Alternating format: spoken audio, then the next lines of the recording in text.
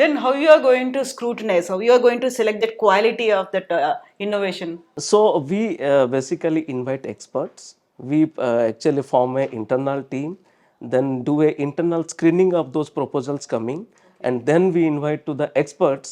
And in the presence of expert, we conduct the presentation of the student and their understanding about the innovation and their proposed project, and then we select the list of students who are eligible.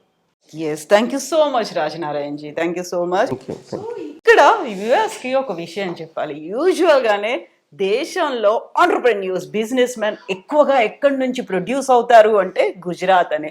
గుజరాత్లో ఉన్నటువంటి సంకల్ Chand Patel university కూడా దానికి ఒక basic ఫౌండేషన్ని అందిస్తోంది ఇక్కడ నుంచి entrepreneurs, business men రావడానికి.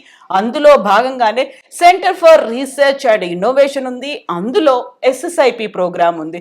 So మంచి ఆపర్చునిటీ కదా. నిజంగా ఒక ఉద్యోగంలో జాయిన్ అవ్వాలి అంటే బేసికల్గా ఉండాల్సినటువంటిది మంచి నాలెడ్జ్, ఆ సబ్జెక్ట్లో మనం నిష్ణాతులై ఉండాలి, టాప్ గ్రేడ్లో మార్క్స్ రావాలి, ఇవన్నీ కోరుకుంటాం. క్యాంపస్ సెలక్షన్లో బాగుంటుంది, బట్ అది మనకు మాత్రమే ఉద్యోగం ఉంటుంది. అదే ఒక 10 మందికి కల్పించాలి అంటే కావలసినటువంటి ఫౌండేషన్ని అందిస్తోంది సంకల్ చంద్ పటేల్ యూనివర్సిటీ.